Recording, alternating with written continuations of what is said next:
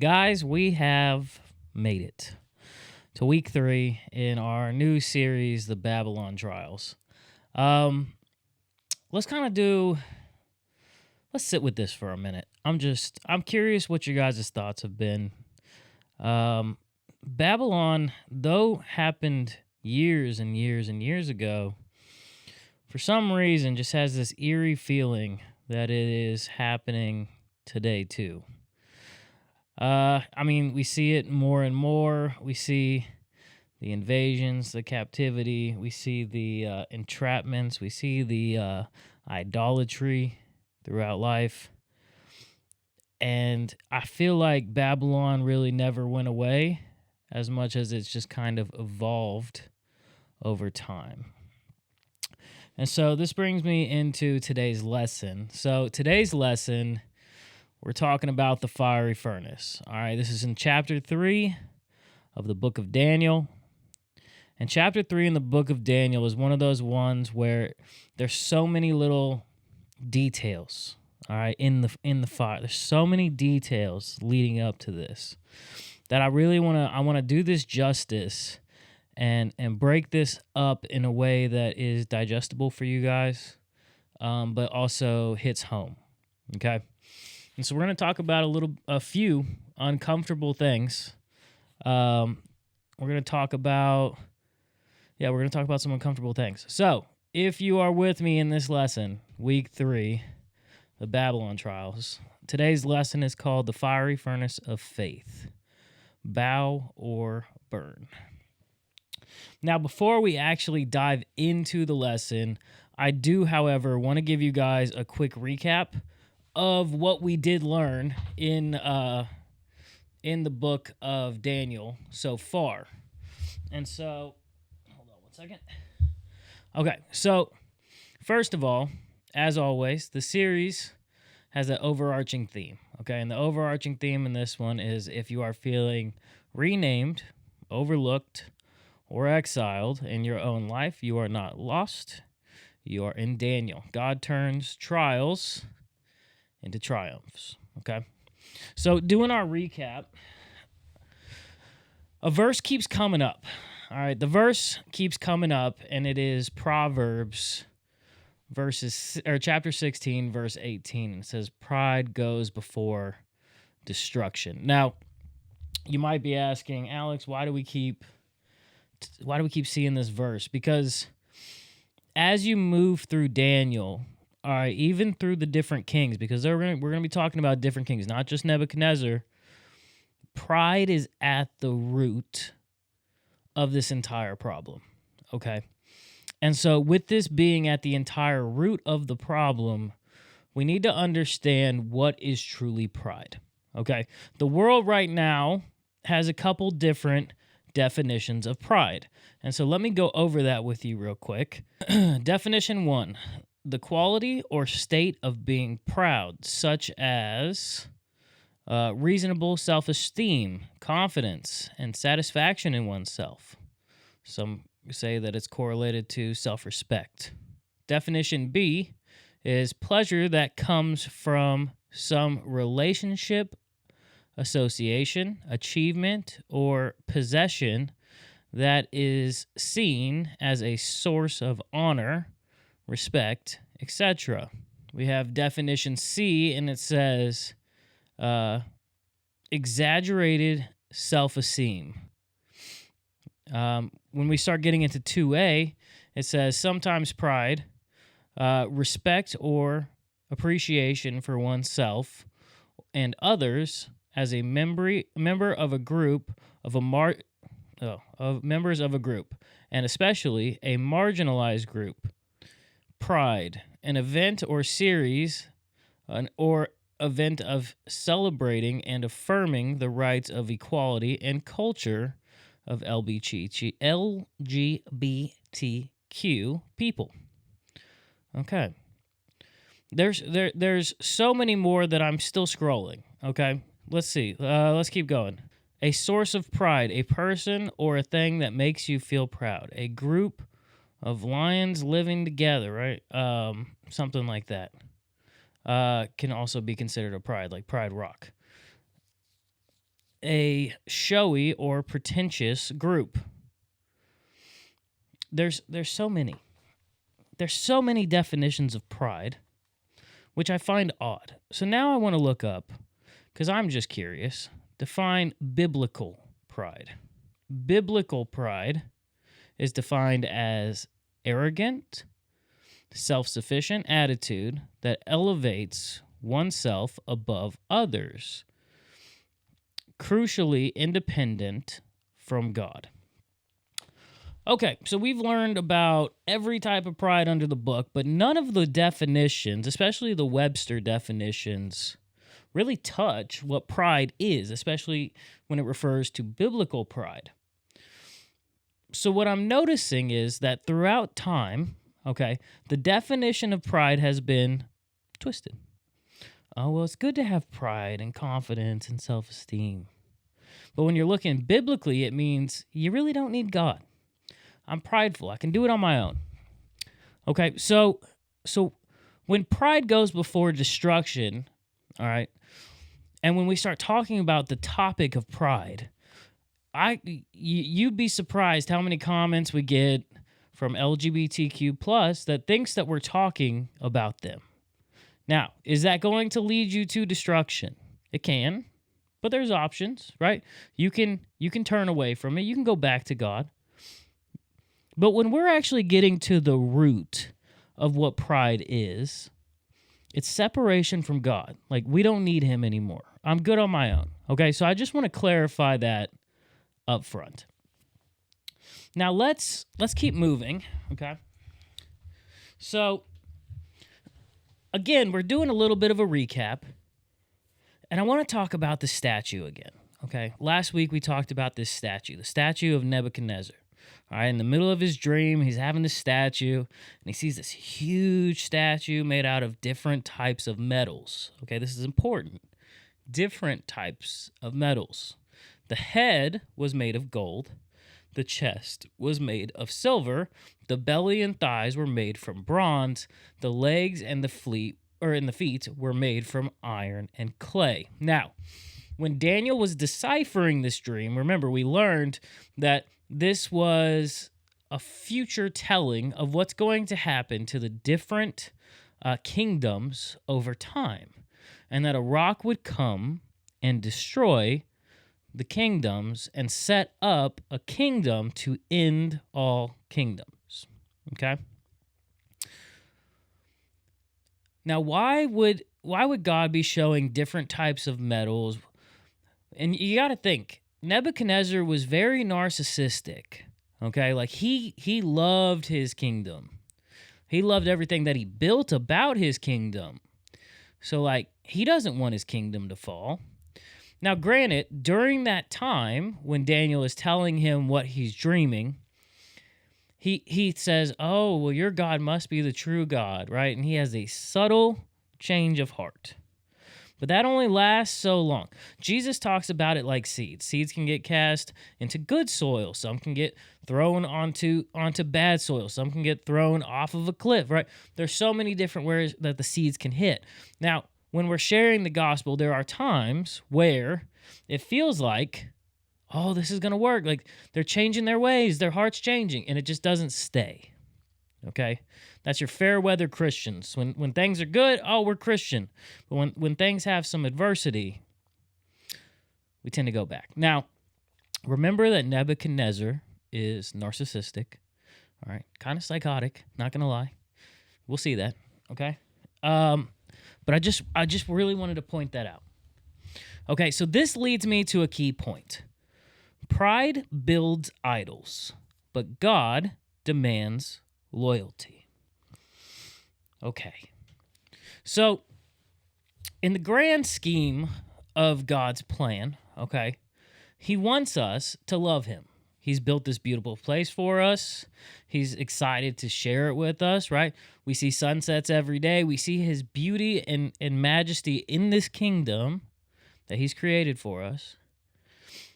And yet what happens is sometimes we get, I would call it hyper-focused and locked into ourselves, okay? Oh, I'm working on this. Oh, I built this. Oh, I think that this is the best thing whatever it might be, pride starts slipping in. And so what happens is that pride of whatever you're working on or whatever is set pride, remember, biblical pride, into your heart, it starts becoming an idol. Okay. Now, you might be like, I mean, we talked about it, but maybe this is your first lesson, okay? You're like, what's an idol and why are they so bad?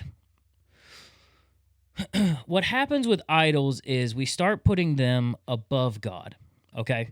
So God should be here in our life always, all right? He should be the thing that we wake up to, the thing that we pray to, the thing that we give thanks to, because everything that's good, and also when things are going bad and he's turning it into good, okay? That's coming from God. All the blessings that we have, all of the gifts that we have, all of the good things come from a good Father, okay? And so God should be up here. But then pride starts slipping in. Oh, I'm good at this. I should keep doing this. Oh, I like having this much money. Well, I want to make more money. Oh, okay, well, how can I focus on that? And our focus shifts. And instead of having God up here, now he's down here and we're working on our things. Things that we can't take with us, might I add, when we die. Someone said the only thing that you can take with you when you die to heaven is other people, which I thought was an interesting take. It's true. All the stuff that we have, all the houses that we have, all the cars that we have, all the trucks that we have, all of the things that we have, you can't take it with you. But what you can take is other people in heaven with you. Interesting. So now we've built idols, all right, things that we really want, things that we really like, things that we worship, things that are separating us from God, separating us from prayer time. And a lot of people say, when you're at your lowest moment, what are you running to? Whatever that is, that's going to be your idol. That's going to be the easiest way to identify what your idol is. So when you're at a low point or what's your focus point? All right, when you wake up in the morning, is it on God? If it's not, how do we change that? How do we shift it?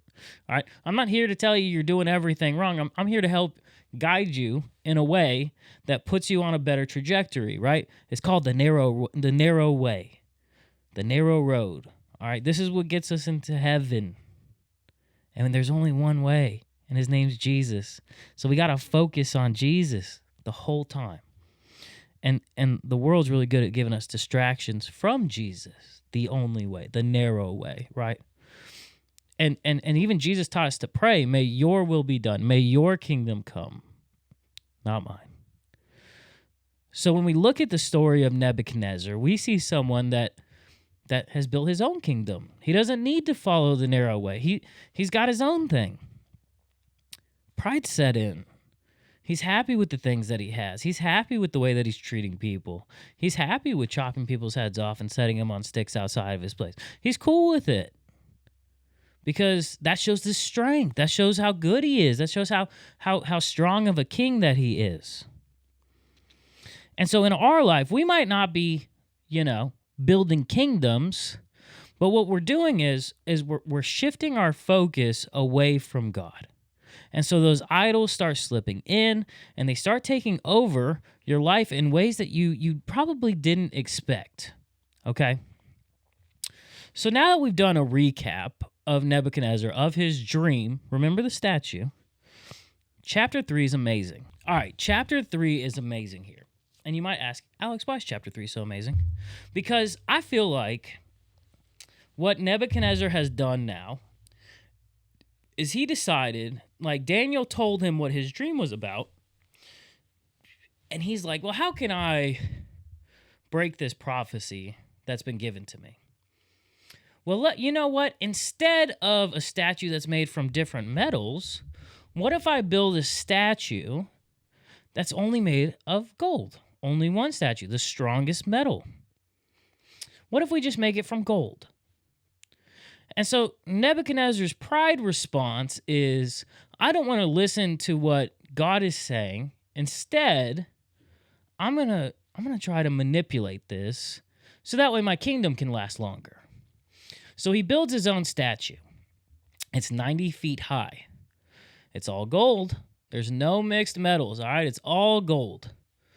There's no fall, no way for it to fall, all right? There's no iron, there's no clay. He's trying to set himself up to kind of beat the prophecy, okay? He's trying to deny it at all cost. And so when we're looking at like Jeremiah chapter 51, verse 47. Now remember, Jeremiah is happening at the exact same time in different places. Okay, Nebuchadnezzar, you're inside his kingdom or you're on the outside. Jeremiah was on the outside. And he's talking about idols in this chapter. And he says, her images are humiliated. Her idols are terrified. Now, he's talking about the city of Babylon in this moment, which I think is interesting. And when you think of idols being terrified, well, that's an interesting statement. But think about it. He's built all these things up. He doesn't want to lose them. Nebuchadnezzar doesn't want to lose them. So, like, instead of listening to God's word, maybe turning from it or being like, hey, this is what is going to happen, accepting it, right? Because we go through the denial phase in life. He's going through the denial phase, and he builds his own statue. Now, you might be like, okay, cool, it's a gold statue. Great. Okay, well, let's read Daniel chapter 3, verse 5 and 6. That at the time you hear the sound of the horn, the flute, the harp, the lyre, and psaltery in symphony, I think I said that right, with all kinds of music, you shall fall down and worship the gold image of the king Nebuchadnezzar. That the king Nebuchadnezzar had set up. And whoever does not fall down and worship shall be cast immediately into the midst of a burning, fiery furnace. Now, we all know the story. He builds the statue. He says, worship the statue or die. In God's plan, right, the devil is always trying to mess up God's plan. God's plan is perfect, okay? Full redemption for people that couldn't do it for themselves. Giving them a new kingdom, right? A new home, a new place. One that worships Yahweh, that worships God because of how good and gracious that he is. We are made to worship as human beings. That's what we're made to do. Think about it. Like when you're at a concert, okay, and Beyonce's singing, which I'm not a big fan of Beyonce, but you see a lot of people, or the Swifties, okay, you got the Swifties too. They got their hands up. They're like, oh, I love this song. Riri's my jam, right? That's a form of worship. When we're in relationships, there are unhealthy ones where they're like, oh, you got to worship me. You got to worship me. Nah. How about instead, I worship God, okay? And a young Christian, someone that's just new in their faith, might not be able to catch when something is leaning you towards worship or idolatry, okay? False gods. But today's society has found a unique way of shifting what Babylon was doing and turning it into things that can talk to you. Like you got to think, in Babylon time, the statue was just a statue. It was made of gold. When music starts playing, symphonies start hitting, boy, it's time to get on your knees and pray and worship the idol. But like in today's society, we have AI. We have AI on our phones, and we could literally talk to AI about anything, right? You could speak to it. You have companion mode, which don't get me started on companion mode, okay? There's so many different things that we can do. Now, this is also considered a statue. It's not real, okay? But we can talk to it. Hi, how are you doing today? Hey, I'm doing pretty good, actually. Just chilling, thinking about how nice it is to hear your voice again. Point taken. Okay? The idol has shifted from a giant statue to an apple, to a phone, to a device, to a computer, to a screen, to a sporting event, to a concert, to music that we listen to, right? We start accepting these things and we start, instead of asking God for advice, we start reaching out. Hey, ChatGPT, can you help me with this? Hey, Google, let me Google this real quick. That's what I just did in the very beginning, right? Looking up like biblical definitions, looking up the definition of pride. It's very easy to shift your focus from God, to start worshiping things that really help. Oh, this could help me make money. This thing can teach me how to fill in the blank.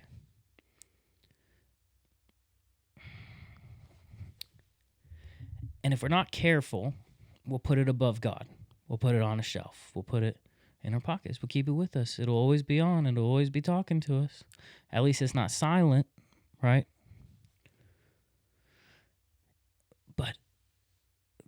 But God, in the very beginning, when he's talking to Moses on a mountain, the very first commandment that he writes down is, "Thou shalt not have any other gods but me."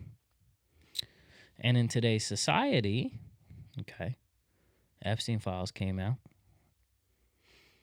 In the book of Kings, we see it. People worship other things. They do sacrifices because their gods require blood and sexual disorder, and there's so many different things. And they're like, oh, but if I do this, well, this will give me some kind of power or manipulation, right? It'll make me stronger, or I'll be able to have, and it starts slipping in, okay? And Nebuchadnezzar was the start of what we're dealing with today. And that was a non-speaking statue. Now, when we look at Revelation, all right, if you look at Revelation, we'll get to that at some point. It talks about a talking statue. And like, imagine back then, they're like, how could you get a statue to talk? But now all you got to do is slap a phone and a speaker into it with a microphone so they can talk to the statue, and the statue can tell it all your thoughts, everything you're thinking, right? The devil's really good at imitating things, okay? So let's move into a key point here. Plot point, okay? The snitches put pressure. Jealousy lights the match. Now, when we're looking at the story of the statue, right, we see this theme. The music starts playing, people start bowing down and worshiping, but the three, again, Shadrach, Meshach, and Abednego, they're like, nah, not having it. We're not gonna sit down. Now, they say snitches get stitches, all right? But in this case, the snitches be talking, okay? And the king was so worried about everybody liking him, right? He wanted influence on everyone, that when he found out that Shadrach, Meshach, and Abednego were having nothing to do with this bowing down to a statue, you see everyone else bowing down. Well, now people are like, oh, well, let me run to the king. The Shadrach, Meshach, and Abednego aren't doing this. Let me run to them. See what they're supposed. Why aren't they doing it? You put them above us, right? There's jealousy that slips in. Uh-oh. Because if you remember, after they couldn't decipher Nebuchadnezzar's dreams, they put Daniel in a higher place, and that means that Shadrach, Meshach, and Abednego are in a higher place too. Now, when you're at a new level, they say, new devil. New level, new devil, right? They're watching for your fall because they want your position. It's a shady world, and it's shady jealousy, right? And so it's jealousy that truly lights the match, because Nebuchadnezzar doesn't have time to see who's actually bowing down to a statue. It's up to the people to be like, oh, well, everyone else is. Well, why aren't Shadrach, Meshach, and Abednego doing it? So Nebuchadnezzar hears about it. He calls them to his chambers. Okay? So in Daniel chapter 3, verse 16 through 18, we read that Shadrach, Meshach, and Abednego answered and said to the king, because the king's asking, hey, why aren't you bowing down? You know what? I'll give you one more chance if you'll just bow down.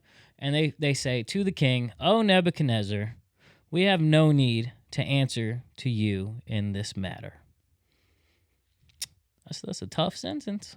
Okay, like they know the match is lit. All right, it's leading somewhere.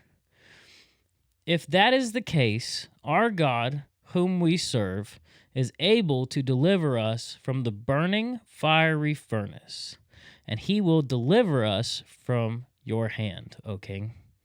Now that's called faith right there. That's called faith.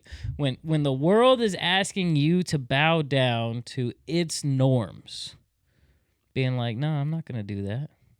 I'm not going to do that. I love the next part because this is great. Like, yeah, our God can save us, but right here. But if not, right? If God won't, let it be known to you, O king, that we do not serve your gods, nor will we worship the gold image which you have set up. So even if God won't save us from this burning fiery furnace, cool, because it's just never going to happen. Now Nebuchadnezzar, Mr. Ego over here, I'm assuming did not like that statement.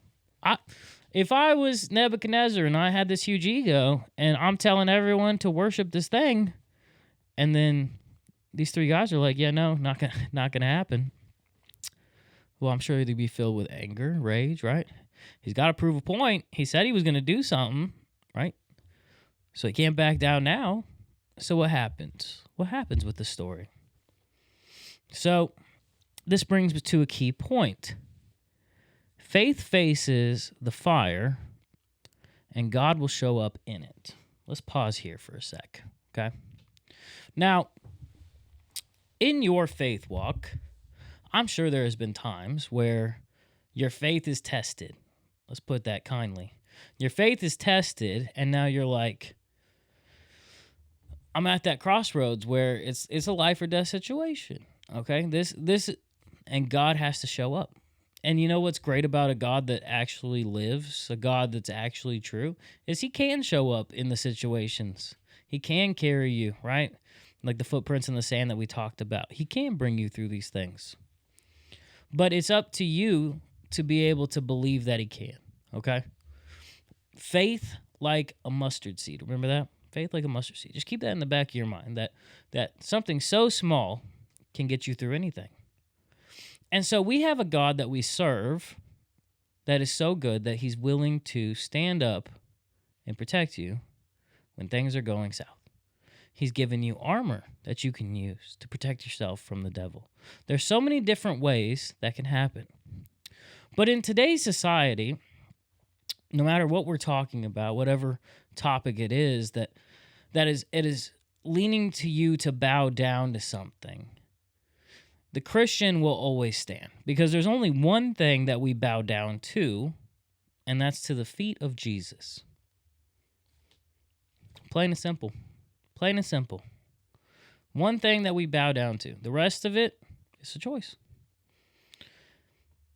Like when we start getting into the mark of the beast, okay? Remember, everything kind of foreshadows in Daniel Revelation.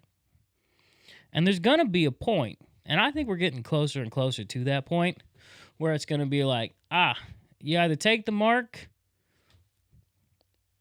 or you're dead, right? That's a form of bow down moment. And we got to stand strong in our faith. Unshaken, do not be afraid. So what I've been trying to do is build up your faith, because when I first started Christianity, right, I started really young. I was a kid. I didn't believe that much. I didn't have that much faith. I mean, I showed up to the classes. I showed up to the church. But when I took it to my day-to-day life, man, I was bowing down to drugs, addiction, adultery, right? There were so many different things that I would just, I'm cool with this, right? Is there really a God that can, you know? And I feel like the world's really good at numbing the heart, at at hardening the heart in ways that we don't care so much. Oh, it's not that bad, right? It's just a vaccine. Oh, it's not that bad. It's just a mandated mask. Oh, it's not that bad. I just can't see my grandpa in the hospital before he dies. Oh, it's not that bad. The world is really good at just slowly changing your value system, which is interesting. And so my question to you is, what is your values? What is something that no matter what is thrown at you, you won't bow down to it? All right? And you might be like, well, Shadrach, Meshach, and Abednego and Daniel, they had God's favor. We have God's favor. Jesus died for us and has given us a way to heaven. We have that same favor. He says we will do greater things than he. We have that favor. We have the Holy Spirit living in us. You know what's crazy? Back in the Old Testament, they didn't have that. It was sitting inside of a box. I guess I said that a little. The Ark of the Covenant, okay? But it was a box. At the end of the day, the Holy Spirit was contained in a box. And now it's living in us, okay? And so when we're talking about faith, and like, again, wrote a whole book on it, because, I mean, there are days, man, where you're like, is God here? Is he around? Is he listening? And you start doubting, and the doubt creeps in, and the silence gets turned up, and it's so loud and deafening. You ever had silence deafen you? But God is always good, and he's always there.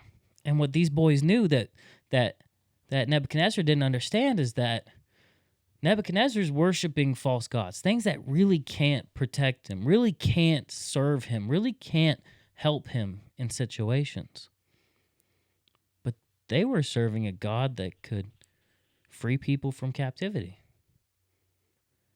part the seas, heal the sick, bring sight to the blind, break addictions, turn someone's life around, change their heart, right?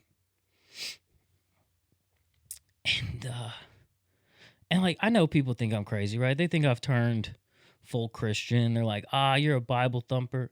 Cool. I don't care what name you give me. Cool. Because you know what that means? I'm doing something right. If people can see that I've turned full Christian, that my heart has changed, God has done something in my life that has been completely different. Because you met me 6 years ago. I was a self-serving, egotistical human being who didn't care what happened to people, who didn't care about anything but himself, who probably put more false idols up than anyone else I knew, who was willing to, like, damn near sell his soul for fame, riches, right? Everything you could possibly think of. But what's crazy about God is even when you are, and I felt like I was, a despicable human being, he'll change you. He shows up in the fire. Now, people are scared of the fire. Why are we scared of fire? Well, you look at Richie's situation, right? It burned half his skin off. He had to get skin grafts, right? Fire is dangerous, but it also gives you warmth. It gives you light, okay? When it's controlled, when it's handled right. Like, there's chaos in fire, yes, but you look at how things are refined in a fire. Sometimes God will allow situations in your life so that way it can refine you. It can change you. And again, it all comes back to faith. Do you truly believe that all the problems that you're going through, all the things that you're facing, that God can turn it to the good? Because if you don't, then I don't know if we're following the same God. Because we've seen time and time and time again that no matter what situation it is, whether you're thrown inside of a prison and then angels break you free, or you're trapped inside of the desert, or you're wandering in a wilderness, that God comes through every time. That when you're dead in your sin, he sends Jesus on a cross to set you free. Now, that's the God that shows up. You tell me Baal does the same thing, I'll tell you you're a liar right there. False God. But we got people today that still worship that same false God, that sacrifice children, that drink their blood. Because they think it's going to give them what? A one-up on us? Like, we're serving a God that already won the battle. It's written. It is written that it's already won. And we just got to run the race. Just got to run the race. We got to finish strong. And so Shadrach, Meshach, and Abednego, they showed up, okay? These boys weren't playing. So in Daniel, chapter 3, verse 19 through 23, then Nebuchadnezzar was full of fury. This is right after the boy said they weren't bowing down to the statue. Commanded that the heat of the furnace 7 times more than it was usually heated. He wanted it hot. He was trying to prove a point. These 3 men fell down, bound into the midst of the burning furnace. Now, what's crazy about this furnace, right? The thing that he called them into. I mean, he's setting them up. It's so hot that people that are trying to bring Shadrach, Meshach, and Abednego are dying just getting close to the furnace. That's how hot that it was. They bind their wrists. Okay, like you got to think about this with rope. And they know the furnace is set up so hot. They're not backing down. It's like that old movie, Never Back Down. All right, that's a good one. So, verse 24 through 25. Then King Nebuchadnezzar was astonished. I feel like we passed something, okay? Remember, these boys are tied up. They're walking them into a fire. The guards that are supposed to be walking them into this furnace are dying. And Shadrach, Meshach, and Abednego have no one pushing them into this furnace. Just willingly walk in to the furnace. They're in the heat, okay? 7 times hotter than usual. That was the same furnace that built the statue. That melted the gold to build the statue, okay? Then King Nebuchadnezzar was astonished. Well, why was he astonished? And he rose in haste, which means he sat up, right? He got out of his seat and spoke, saying to his counselors, "Did we not cast 3 men bound into the midst of the fire?" They answered and said to the king, "True." I like that. "True. O king, look," he answered, "I see a 4th man loose, walking in the midst of the fire, and they are not hurt. And the form of the 4th," and look at the wording here, "is like the Son of God." Well, who's the Son of God? That's Jesus. Jesus walked into the fire with these boys. Interesting. I don't know what your trial is. I don't know what you're facing right now. It could be something from a bad day to a bad life to the worst situation, something that people can't understand. Maybe you're dealing with demons that people don't see. Maybe you're dealing with things, right? And the world's trying to get you to bow down, to accept it. Oh, that's cool. It's not that bad. When the music plays, bow down to the statue, right? And God's like, nah, stand up and trust me. And they walk into the fire. Now, what's crazy about the fire, and we're about to get into it, okay? What's crazy about this fire is that the furnace reveals the truth. The fear that what it's referring to is that fear bonds, okay? Being scared of something It binds you. Oh, I don't want to end up in that furnace, so I'm just gonna blend in. I'm just gonna bow down so that way I don't stand out. Okay, but that's creating bondage for you. It's trapping you. All right, and then the pressure will start intensifying. Right? Not only even if you're like, you know what, I'm not gonna bow down to it. Then you got people snitching on you. All right, you have external tensions that are now putting pressure. But then faith walks in. Now, this is interesting because we deal with what's called cancel culture. And I'm gonna pause where I'm at here. Talk about that.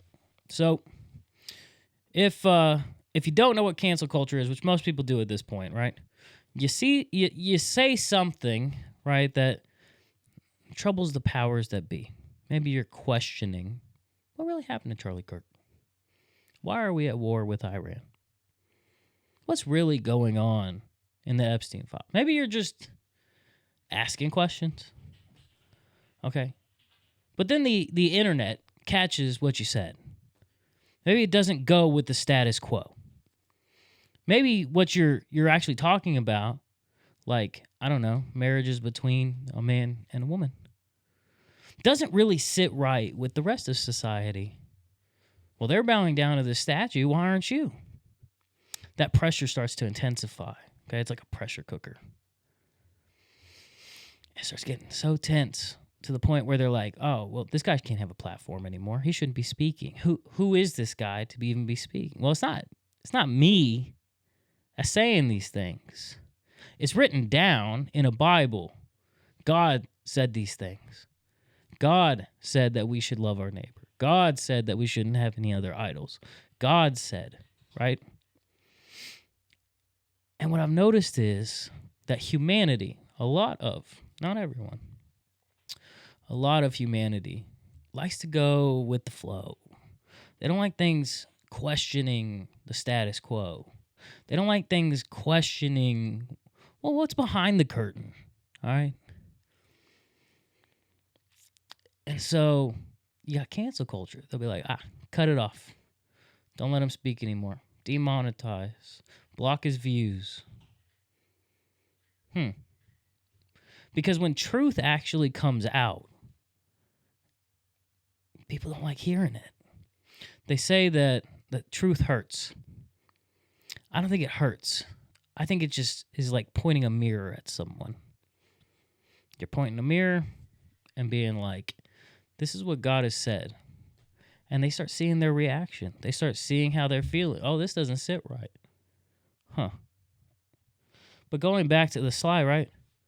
Faith walks in. And when God's present, all right, when his hand is on you, whatever furnace, whatever fire that you're going through, it can't touch you. And you might be like, well, how do you know that? Because Shadrach, Meshach, and Abednego were bound. Everyone else dropping like flies, walk into the furnace. Nebuchadnezzar astonished that they're not even being touched by the flames. 7 times hotter than it normally was at. I think 1 time hot, I'd be good. You know what I mean? I barely want to go to Arizona. It's hot. This thing's 7 times hot. It's a lot of heat, okay? And God's there with them. And you know what's crazy? The only thing that burned was the stuff that was binding their wrists. The rope. Their clothes weren't burned. Eyebrows weren't scorched. They didn't lose their beard. Skin, perfectly fine. And they walk out. And you might be like, how's that even possible? Well, if you didn't believe in a God that was able to do anything. I mean, dude puts the cheat codes on life, okay? He's able to do anything. If you don't believe in that God, well, then yeah, you would have been burned. But if you believe in that God, then you look at Isaiah. You guys ever read Isaiah? Now, that's a whole different book. It's a whole different book. but it's talking about the same event. Interesting. There's so many cross references in the Bible. It's the first book with hyperlinks, and this was written by different authors in different time frames and different languages. It's crazy. Isaiah, the prophet, says in chapter 43, verse 2, "When you walk through the fire, you shall not be burned." And you know what I think? And maybe this is just me. I think Shadrach, Meshach, and Abednego had read that somewhere or heard it somewhere, maybe word of mouth, and that they believed it. They believed it deep inside their soul that when they walk through the fire, they shall not be burned. But what I love is they said, even if he doesn't help me, I'm still not going to conform to what your rules are. That's anarchy, man. Like, remember the A with the circle, anarchy? That was the beginning of what that would be like. And these guys are supposed to be high-ranking officials for Nebuchadnezzar, right? He's supposed to show them something. But they weren't afraid, which I think is amazing. So we look at Daniel chapter 3 verses 28. It says, Nebuchadnezzar spoke, saying, so this is after they got out of the fire. I want you to look at this. Before they got into the fire, egotistical, narcissistic, had an encounter with God because of Daniel before, but it kind of just fell against bad soil. And he spoke saying, "Blessed be the God of Shadrach, Meshach, and Abednego, who sent his angel and delivered his servants who trusted in him, and they have frustrated the king's words and yielded their bodies, that they should not serve nor worship any god except their own." God can change a heart, even one as corrupt as Nebuchadnezzar. The problem is when you're running that big of a kingdom, right? And you have those moments with God, sometimes it's easy to slip back. You see it at like big events when they do like the altar calls, and like all these people for the first time turn their life to Christ. And like you get excited for them. You're super excited to see them truly start believing in Jesus. But what happens is that over time, right, that moment, that energy that was created, it fades. Because like when you have a flash fire, it's hot and then it's cold, right? It's out. And what I found about faith is that it's like a fire. It has to be stoked.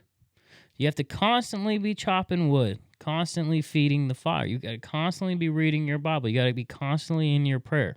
You got to constantly be trying to stay connected to the source. And so Nebuchadnezzar has that moment, right? That flash fire experience. And he's like, man, you know what? They proved me wrong. They proved me wrong. They shouldn't serve any other god except their own God. And you would hope that that would stick. But I feel like Nebuchadnezzar's eyes weren't truly on God. He was just on the astonishment of God. His eyes weren't truly on God. It was on the astonishment of God. And if we're not careful, a lot of us can have that same shared experience. And we can start losing faith over time. But Shadrach, Meshach, and Abednego learned something very important in that moment, and that was trust. Trust in the Lord. That no matter what the situation is, no matter how bad the outcome looks, God can be there. He can be there with you. He can change your life. And so I'm challenging you guys today with whatever you're facing, whatever the problem is, whatever the heartache is, whatever the heartbrokenness is, whatever the addiction is, whatever the loss is, whatever it was, no matter how bad it looked, how gruesome it was, how much it scarred you, how much it hurt, how much the abuse affected you, that you trust in a God that can change it, that can be there with you in those moments. Because if you just believe that he's there, if you can just believe that he has his hand on you when you're going through these things, your life can change. Your heart can soften. And no one can take that away from you. It's up to you to lose it, right? You can't lose salvation that Jesus died for. It's paid in full, right? We got the receipt. It's up to you to take your name off the book of life. You can choose that. But God wouldn't have wanted to die for you if he didn't see something in you. And if you don't see the value in yourself, well, you need to look harder. Like, I love it, The Lion King. Remember in The Lion King, I talk about this often. In The Lion King, Simba's really missing his dad. And Rafiki shows up. And he's like, I've seen your father. He's like, follow me. And Simba's running, man. He's running to get to where Rafiki's running off to. And they end up at like a lake or a river. I think it's a lake. And he looks over and he just sees his reflection. And he's like, that's not my father. It's me. And then Rafiki says something profound, right? And this is a Disney movie. Rafiki says something profound. He says, look harder. And so Simba looks. And he starts seeing his dad in his reflection. And then he looks to the sky. And Mufasa says, remember who you are. When we feel so lost, when we feel so broken, right? Sometimes we have to remember who we are. That we were made in God's image. And so when we're looking in the mirror, right, and when we're looking at ourselves and we just see the broken, we have to look harder. Because underneath that is a spirit that is connected to the source. Made in his image, we look just like him. And no one can take that from you. And it's a belief, and it's a faith, and it's a faith thing. It really is a faith thing. But it can change you. All right, let's go to Matthew chapter 17, verse 20. I love Matthew, man. Matthew knew what was up. Dude wrote everything down, okay? And so when he was walking with Jesus, man, he wrote down every single thing that the man said. And I feel like we need to be like that too. And he says, so Jesus said to them, for assuredly I say to you, if you have faith as a mustard seed, as small as a mustard seed, I mean, they're tiny, you will say to this mountain, move from here to there, and it'll move. And nothing will be impossible for you.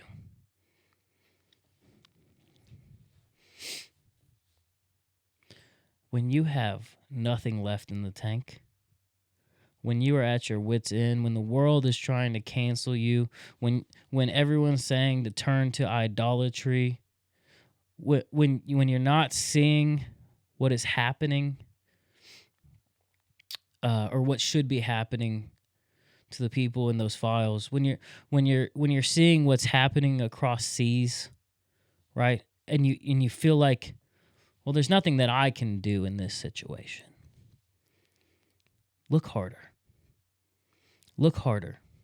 Turn to your word, because it says that if you have faith like a mustard seed, nothing will be impossible for you.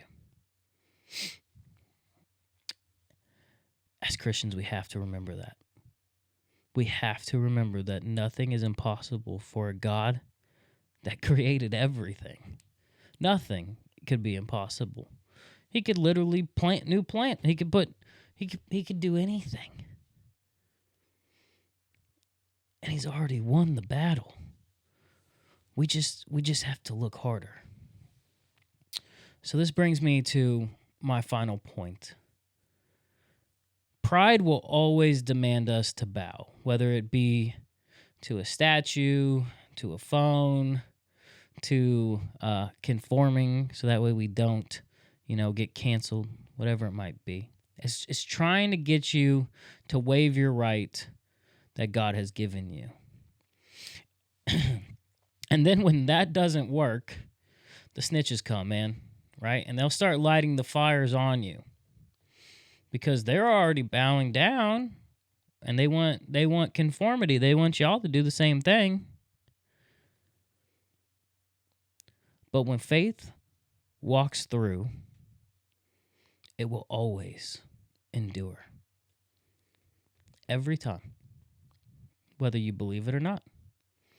God will always find a way, make a path, make your way straight. If you're at an impossible situation, look at the Israelites. They were being chased by Egypt, and they end up at the river. And they didn't bring boats. What are we supposed to do? God parts the sea. Sometimes it's a setup, right? Sometimes he gets you to that point just so he can show you what he can do. Sometimes the fire is there to refine us, to make us stronger, to show how much faith is truly needed to get through any situation. Mustard seed. And it's beautiful. And I've seen it in my life. I've seen it in the lives of others. I've seen it in multiple people. But what am I seeing? I'm seeing God's light. Because we serve a God that has gone through everything that we could possibly go through and probably worse. He had to die for everyone's sins. He had to face the judgment for that. For something that he didn't do. We're Barabbas in the situation. We got set free for something that we did. And it doesn't make sense. And I think that's where people get lost is no, I'm a bad person. I don't deserve God's love. Well, he says otherwise. And so we have to go into these situations fearing not, walking straight ahead. All right, guns blazing. I ain't stressed. God will get me through. And when the world asks, who should we send? You have the strength to say, send me. Send me.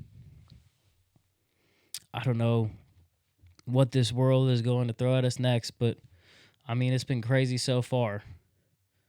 I feel like millennials got it the worst, man, because we went through Y2K, we went through 9/11. Just don't get me started on 9/11. Went through Desert Storm. We went through the Iraq War. We went through COVID. We went through murder hornets. We went through random fires that kind of look like they got started by lasers. But hey, yeah, fires, earthquakes. We're going through a lot of birthing pains. A lot of fires. And the world is trying to get us to turn on each other. But God says to love your neighbor. And it's hard. It's hard to love your neighbor, man, because sometimes your neighbor be trying some things, right? He's pushing the boundaries. He's mowing the lawn on a day that you're trying to sit outside, right? Or you're trying to talk to a friend, right? The neighbor we're supposed to love. And the world says, oh, separate these because there's strength in numbers. So however they can divide us up, they try to divide you up.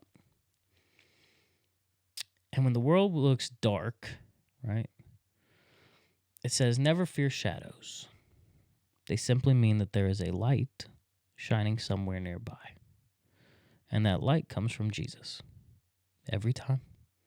Always will. Never changed. Never will. No false god can ever outdo what God or what Jesus has done, right? You look at when everyone's worshiping Baal and they're calling fire from the sky and nothing's happening. Which God actually sent fire? Which God actually parted the sea? Which God actually saved us from our sins? His name is Jesus, in case you were wondering. And he wants to be your friend. He just wants to get to know you. He just wants you to invite him in sometimes. He just wants you to tell him all your problems so that he can guide you through these things. And so you have to learn to trust him. You have to learn to trust him, love him, and not worry as much. There's so much anxiety in this world, and I think it's because of all the pressure that's being pushed on us. All that pressure just starts setting in, starts driving us crazy. But having a God that can do anything, can turn anything, any bad situation into a good one, I'd say that's a God worth serving.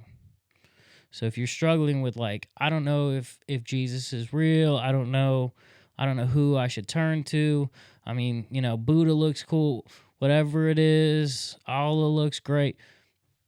Does it? Does it? Because there's only one God that saved everyone. All the others say you have to save yourself. It's a tricky statement. I told you we're going to be talking about some things that people don't want to hear.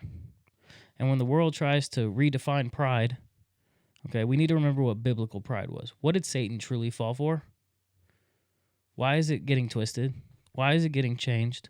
Why are we supposed to bow down to these things and be like, it's not that bad? Why? Why are we going to war right now? Why are they sacrificing kids? Why are we just feel like sheep? And we're surrounded by wolves. And God says that we are sheep. And he's the shepherd. And you know what's crazy about sheep is that they trust their shepherd. Like if the shepherd walks away to go find, the one that left the 99, they will stay huddled until the shepherd comes back. They won't leave until they hear his voice. They won't come. If someone else is like talking and they're saying something, nah. And so like I feel like the world acts like it's bad to be a sheep, or it's below us to be, called a sheep. But like you look at the heart of a sheep, they're pretty sweet. Go to Wolf Fest, I'm telling you. And just see what God can do through you. What he can do to your situations, what he can do to the people around you. Put the trust in him. When the world looks dark, it just means that there's a light shining somewhere nearby. So let's end with that, guys. God, I want to thank you so much for everything that you do for us. All the things that we don't even see that's happening in the back end. God, I know that we face problems and trials, but God, that you're just trying to refine us, to strengthen us, to bring our faith stronger and stronger so that we can walk with you confidently on the narrow road, that we don't deviate from the path, that we just follow you. God, that your will be done, that your kingdom come on this earth. God, we are living through times that is amplifying stress and pain and hurt and loss and murder. And I just ask for comfort on everyone. God, I ask that you are able to cover them with the Holy Spirit like a blanket and give them comfort, peace, joy, love, and every fruit of the Spirit. God, that you are able to show them kindness and show them love through others, help them become servants and leaders and people that can change what is going on. God, I ask that you give them the strength, that you point out where we need to go, that you make our way straight, that you give us the direction that is needed, God, and that you always, always remind us that there is a way. God, thank you for your Son, for dying on our cross, for everything that we did that we don't deserve. God, that you have given us a seat in heavenly places, God, that we can be with you for eternity. God, I ask that if someone is struggling right now, making the decision to turn to you, God, that you just soften their heart and show them what love is. That you're able to come into their home or into their life or into their car or wherever they're listening to this too. And that you're able to change it. In Jesus' name we pray. Amen. Guys, I will catch y'all next time. And if you ever need anything from me, just reach out. I'm excited to bring up next week. We're going to talk about Nebuchadnezzar's fall. It's going to start really amplifying up here. But this is one of those lessons that I feel like we really had to walk through. Sometimes you got to walk through that fire to see God on the other side. And so whatever you're dealing with, I'm here for you if you need me. Just reach out. God is so good. I'll catch you guys next time. This message is brought to you by the Losing Faith Digital Sanctuary. If this encouraged your heart, please share this video, like it, and subscribe for more content. If you'd like to get a copy of Losing Faith, Navigating the Chessboard of Doubt and Faith, visit losingfaithbook.com. If you want to help us share hope with others, find out how at losingfaithbook.com/outreach. And to stay connected, follow us at bio.site/losingfaith.